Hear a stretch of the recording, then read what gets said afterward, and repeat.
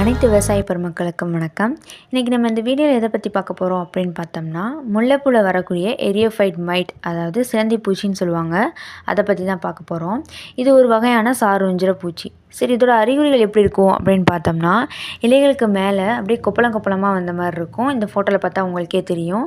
அது மட்டும் இல்லாமல் செடியோட வளர்ச்சியுமே கம்மியாயிருது. இதனால் நமக்கு பூவுமே அதிகமாக வைக்காது. அப்போ மகசூலுமே கம்மியாயிரும். சரி, இது எப்படி கட்டுப்படுத்தலாம் அப்படின்னு பார்த்தோம்னா, இன்ஃபினிட்டி மற்றும் அல்மைட்டியை பயன்படுத்துறது மூலமாக கட்டுப்படுத்தலாம். இன்ஃபினிட்டின்றது ஒரு இயற்கை பூச்சிக்கொல்லி மருந்து. இதில் 5 வகையான நுண்ணுயிர்கள் இருக்குது. நம்ம அல்மைட்டியில் 11 வகையான நுண்ணுயிர்கள் இருக்குது. இது 3 உரமாகவும், 3 பூச்சிக்கொல்லியாகவும், 3 பூஞ்சான கொல்லியாகவும், 2 பயிருக்கியாகவும் செயல்படுது. இதை எப்படி பயன்படுத்தலாம் அப்படின்னு பார்த்தோம்னா, ஒரு ஏக்கருக்கு இன்ஃபினிட்டியில் 500 கிராம், அல்மைட்டில் 500 கிராம் எடுத்துகிட்டு தேவையான அளவு தண்ணீரில் 2லேருந்து 3 நாள் வரைக்கும் ஊற வச்சுக்கணும். இது நம்ம 3 டோஸாக கொடுக்கணும். மொதல் டோஸ் ஸ்ப்ரே மூலமாகவும், 2 மற்றும் 3வது டோஸ் வேர் சிகிச்சை மூலமாக கொடுக்கணும். 1, 3 மற்றும் 6வது நாளில் இந்த 3 டோஸையும் நம்ம கொடுக்கணும்.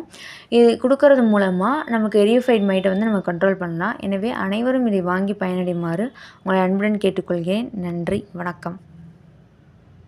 நன்றி நன்றி நன்றி. மேலும் விவரங்களுக்கு 6383233105